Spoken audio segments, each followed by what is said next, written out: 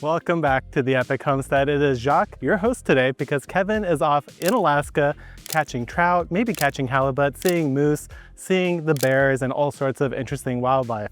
Now, while he's gone, he asked me to check on his garden. And so today we're gonna walk around, do a little bit of the maintenance, maybe roast a little bit of what he's done in the garden, maybe compliment a little bit of what he's done. But the first thing that I need to do is check up on this giant pumpkin because it needs a little bit of special care if we want it to get extra giant. So first, let's talk about how giant this plant is. It is taking up a very substantial part of this yard. This is probably about, I don't know, 16 feet across. And it's also even spreading out onto the sidewalk now. So it is a big pumpkin. And the one thing you'll notice is that there is only one fruit. So that is one of the ways that we're actually trying to make sure that we get a giant pumpkin is by limiting the plant to just making one. So one of the daily tasks that need to happen is they need to go to every single end of the vine and look for these baby pumpkins like this one right here and pinch them off. You want to remove every single other fruit except for the main one. And that way all of this leaf energy is going straight into just that fruit and nothing else. Now, the second thing we need to do is give it a lot of water. If you think about what a pumpkin is, it's essentially all water. So we want to put as much water as we possibly can into that fruit to get it absolutely massive. And one way to do that is to manually get a hose like this, put it on a pretty low setting like so, and just leave it right on the plant for like 15 to 30 minutes every single day, if you can do it. Now, the cool thing that I want to point out is that this pumpkin's growing out of this raised bed. So it's planted on the corner and all of the plant is able to sprawl across the garden without taking up any actual growing space. And we're still able to grow all the other stuff inside this bed without any issue because we're juicing it with extra water right where the plant is. So now let's go do a little bit of harvesting. So I have to give it to Kevin. I do not have any giant pumpkins, but honestly, it's not like he's gonna eat that giant pumpkin, but it is cool that he has it. I will give him that. Now, one thing that I have far and away have beat him on is tomatoes. I've been harvesting dozens of tomatoes almost every day now. It's actually a little bit insane over at my house, but his tomato plants do look healthy. I will say that he started his later than mine, which I considered a rookie error on his part, but what he's done is he's avoided a lot of the early disease. So whether my method is right, planting early, or his is right, I don't know, but his plants, at least over here, look slightly healthier than mine, and they don't seem to have as much powdery mildew. Now, in terms of the rest of the garden, there aren't any tomatoes to harvest there because he was a little bit behind. There are actually a bunch of jalapenos. Oddly enough, they have some ripe peppers here. There's some cucumbers. So let's go ahead and dig through this raised bed garden and see what we could harvest. All right, so over here in this raised bed, there are definitely some cucumbers that need to get pulled. So let's go ahead and grab those guys. Some of them have very funny shapes. I don't even know if that's a keeper, but we'll go ahead and put it in here anyway. But right next to it, what I do see are a bunch of really nice ripe jalapenos. Now, if you didn't know, jalapenos will turn red eventually if you let them. And they, to me, take on a little bit more of a fruity note, which I absolutely love. So I'm gonna go ahead and pick all of these red jalapenos, and all of these red jalapenos are coming home for me. I'm gonna be making some salsa later today with all those tomatoes I have. I guess I won't take any of his tomatoes since he is lacking. If you don't want to wait for your jalapeno to turn red before harvesting, you could also look for this right here, which is called the corking. These vertical sort of white tannish lines on a pepper indicate that it has reached full ripeness and it's ready to pick. So you can pick them at that stage, or you could wait till they get full red, but that is a nice helpful indicator that this guy is ripe and ready to harvest. Got a couple more cukes here. One of them got twisted around the trellis. So we're up to a couple of cukes and some jalapenos, but there's definitely more over here. So let's go looking for some more treats. And right here, I found a little jackpot. He's got a bunch of Anaheim peppers that are just starting to turn color. Now, Anaheim peppers, a lot of people eat red, a lot of people eat them green. Mostly you see them green, and they are very delicious green. They have a very kind of bright pepper flavor to them. So I'm gonna go ahead and grab all of these that show a little bit of color. And we might leave a couple of these in his fridge just in case he notices. But yeah, this should be a delicious pepper harvest. These are great roasted up. They're great chopped and sauteed. They're even great just kind of fresh in a salad. So let's go ahead and load up the basket. Oh yeah, now we've got a real bounty going. And actually, I just saw all these beets here. And now Kevin's been growing these like ridiculously massive beets. So let's see if we can pull a reasonable one. There we go. That's a nice normal sized beet that somebody could actually eat for dinner. So I'm gonna go ahead and grab a couple of these. He probably won't even notice I took them. Got ourselves a nice little handful of beets to add there. All right, I guess I should give Kevin a compliment here because he's planted an incredibly dense super lush raised bed garden here. And one of the things that I really loved about the raised beds is that you could tend to get away with denser plantings and they seem to do just fine. So for example, this is a 3x4 bed. It's got 6 eggplants in there, spaced at most 18 inches apart in just one direction. The other direction, maybe not even 18 inches. And they look super healthy, super green, super lush, tons of flowers. They're already starting to produce eggplant down here, which is wonderful. But what's even cooler is that you come around, there's still flowers in this bed, so that can still happen. There's still flowers down here. There's even some chives growing. And on the end, there's even a trellis that has some cucumbers. So right here, we've got a couple cucumbers ready to harvest and they look really good.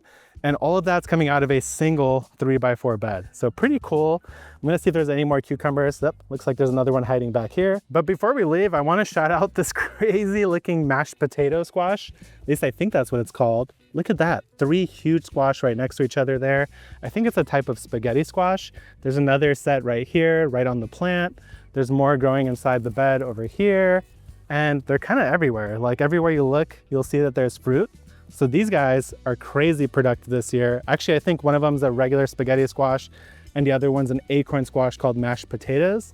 But man, that is an impressive squash yield so far. And they're not even close to done yet. Oh my God, I completely forgot about the orchard. So I'm not gonna pick all of the apples, but I am going to try to tug on all of these that have some color. If they pop off really easy, just like that, I'll go ahead and pick those. And we'll put them in the fridge. Looks like one just fell.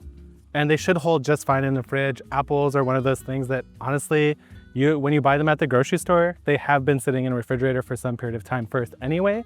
So they are something that you could totally store in the fridge and they should be just fine. They'll retain their crispiness longer that way. So let's go ahead and get like, I don't know, we've got maybe about 8 apples here and we'll leave it at that. And now since I am hijacking the channel, I'm gonna take a moment here to talk about a fruit tree that I don't know if Kevin's actually talked about that much, and it's the ice cream bean tree. Now this is something that I actually tried at a farmer's market. I saved the seed, planted it, and I gave it to Kevin to grow here at his homestead. And this has only been in the ground for maybe 2 years now, and just look how massive it is. It's basically as big as the loquat tree now, at least in height. And it's crazy how much it's branched off. Now, the cool thing about this tree is that it seems to bloom pretty often, at least here in our climate. It has these little spindly flowers here that look like this. And you could eat the seeds. They're coated in this kind of white, almost cotton candy-like stuff that tastes like vanilla ice cream. And it's also a really, really good nitrogen fixer. So you could grow this and just grow it to chop and drop and use as green manure, or you could grow it alongside your other fruit trees and it'll provide nitrogen to those so they could actually grow and produce even more fruit. Now here's one of the bean pods. It's not ready yet, otherwise I would steal it and eat it because they are delicious. It will get a little bit more plump in the middle here before it's ready to harvest, but very cool tree and one that hopefully you'll see more of as we get closer to the harvest season. All right guys, I thought I was gonna be nice, but this is the part of the episode where we have to shame Kevin for doing such a sloppy Florida weave. So here's the deal. First of all, there is a ton of fruit on this trellis that we need to harvest all of because it is just absurd how much fruit is hiding in here. There's even more on this side with more of these kind of yellow plum-esque tomatoes, but this thing is all over the place. It's higgledy-piggledy, it's not tied down properly. There's some pruning that needs to happen. And I don't know if it's all gonna happen today, guys, because it is already getting pretty hot. But the thing that I noticed here is that he's not actually tying the string to the T-post. He's only tying it at the opposite ends. And if you don't tie it to the T-post, this whole thing can slide up and down and your whole system will keep sagging and slopping into each other. So really not ideal here. What you wanna do is every single time you pass this T-post, you wanna loop the string around, and that way it gets stuck onto one of these little nubs here, and then the whole string can slide up and down and moving all over the place. So we're probably not gonna clean this up today, but what we will do is we'll harvest all these tomatoes and maybe I'll come back through tomorrow and try to tidy this up before he gets back. So not bad for the first probably major tomato harvest here at the homestead. This is probably about a quarter of what I could pull every day. No shots fired, but they look pretty good. Let's actually give one of these a taste test. I've never seen this one before. Interesting texture. Flavor, a little bit boring. So now let's take a look at his true backyard garden area and see if there's any critiques and maybe compliments we could give. So first of all, I love the flower patch here. I wonder where he got that idea. Hint, hint, it was from me. But anyway, moving on. What we have over here are a bunch of, wow, monarch butterflies vibing over here, but we've got a bunch of peppers in this bed. Now, this year, Kevin and I kind of went opposite directions on our pepper spacing in terms of what we were trying. He went for the full 18 inches between plants. And I have to say, they look really good. They look super healthy. There's no disease. The leaves look absolutely vibrant. There's a lot of production on some of these plants at least. So that's also really cool. We'll take a look at this one over here. Look how tall this pepper is, guys. It is about 3 feet. It is loaded up with fruit and it is looking really good. So 18-inch spacing across the board here. And I think it's paying off. There's no signs of disease, plenty of airflow, plenty of sun. And what's interesting is that there's also no signs of sun scald. So I'm wondering if this flower section over here is kind of giving it some spotted shade in the evening to help them grow even better. So thumbs up over here for me. His peppers look absolutely phenomenal. And the other thing that looks phenomenal is his watermelon patch. Now we just dug out all the potatoes out of here. And what's crazy is how much these watermelons have been growing. This guy right here has doubled in size in maybe 3 days, maybe 2. So things are looking really good. And again, no signs of disease whatsoever on these watermelons. And another compliment I'll pay him is the cattle panel trellis here. I've always wanted to do one of these cattle panel tunnels. He did one last year as well, but this year it looks even better. So what we'll do is we'll help him out today. On this side, the watermelon should be able to climb straight up. And in fact, what we'll do here is some of this already pushed its way out. All I have to do is sort of swing it back around like this. And now it's on the trellis and it should stay and grow vertical. But on the other side, there's actually nothing going on. So let's go check the greenhouse and see if we have any starts that we could add here. All right, so here we are in the greenhouse and we definitely have some starts that were started right before he left, which is perfect. And what I'm looking at here is that I have some Armenian cucumbers, got some homemade pickles, Hocus, the gherkins, we'll definitely plant that one, Muncher, and a giant cucumber, but actually none of the giant cucumbers looks like they came up. Over here, I've got some squashes, some zucchini, some more melons. So we already have enough melons that look fantastic right now. So let's go ahead and grab some of these cucumbers. I think a pickling cucumber section would actually do really well on that trellis. So let's grab these and get them planted. So I just squeezed into this tight spot here to show you guys how I'm going to plant these cucumbers, because when you do transplant from a cell like this, you want to make sure you do it carefully. Cucumbers have roots that do not want to be disturbed in any way whatsoever. So what I like to do is I'll first dig my hole so that I'm ready to actually put them in the ground. And what I'm going to do here, I'm going to put one over here on the very edge. That way it'll be able to grow up on that side. And then over here, I'll go maybe 1, 2, 3, 18 inches away. I'll put another one. And then I'll go 1, 2, 3, put another one right here. And it looks like the back is already planted. So all we need to do is put 1, 2, 3 cucumbers in.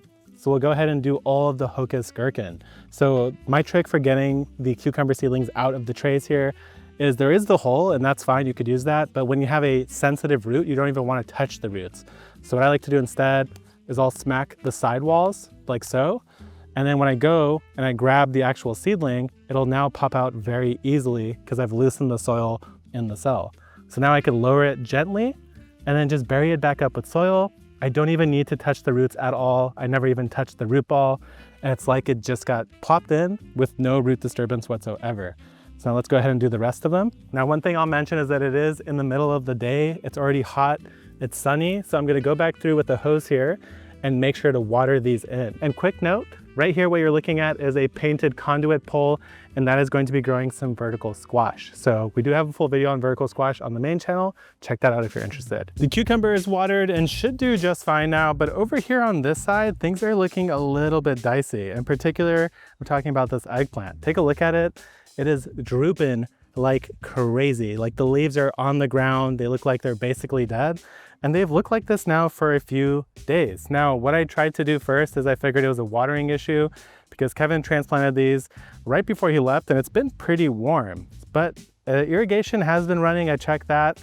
But the problem is actually the irrigation itself. So what I tried to do at first is I moved these 2 lines closer to the plants.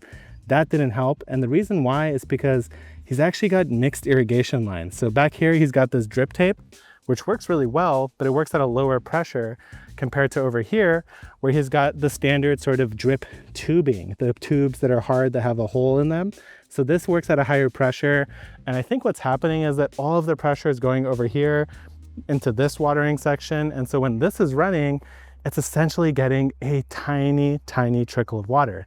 Now I looked in his shed, I couldn't find any more tubing, so I did come up with a solution, which I'll show you in a moment here, but I'm really glad we figured this out because otherwise this corn was already starting to look a little bit sad as well. I think it's okay now, but it was drooping earlier. So we want to save the corn, we want to save the eggplant, and the way we're going to do that for at least now is a temporary solution using this. So keep in mind that this is a temporary solution until I could order some more tubing and switch this so that the whole garden is on the same system. But the way this works is that the water comes in through here on this pressure regulator, and then from this point, it branches off into that drip tape, and right in front of me here is the eggplant. So what I'm going to do here is I'm actually going to unscrew this. Luckily, it's one of these kinds of fittings that you could just easily take on and off. I'll remove that. And what I've put on here is a pressure regulator and then an adapter that lets me go straight into that drip tubing. So now I could go ahead and just plug that right in, tighten it down. And now what I'm going to be doing essentially is running all of this drip irrigation using the hose. So I just turned it on just like that. All right, let's take a look and see how this is doing. And oh boy, we've got water. So right there, you can see that nice steady drip happening. That's exactly what I want to see. Before, when the irrigation was running, it was like a dribble, not a constant drip. So this is probably now dripping at about twice the water it was getting before.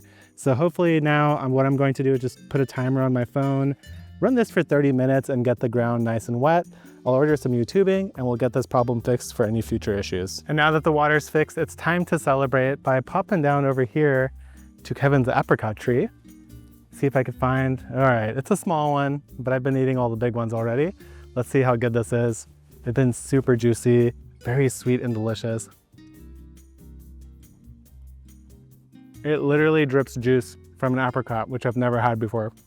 Man, that is like candy. That is so good. I think I need to get an apricot tree in my house. It is now getting a bit too hot to work any further, but we got a lot done here today. We've got a decent harvest, maybe about a third of what I would get from my garden at the exact same time, but I will give it to him. He's got apples and beets, a little bit more diversity than me. I'm mostly in this summer classic zone right here in my garden, and that is why I have such a ridiculous amount of tomatoes. We were also able to make his giant pumpkin even bigger, plant some more cucumbers, save his eggplant and corn, and shame his tomato Florida weave all at the same time. So thank you guys for watching. See you guys around next time, and maybe next time I'll even bring Kevin on with me.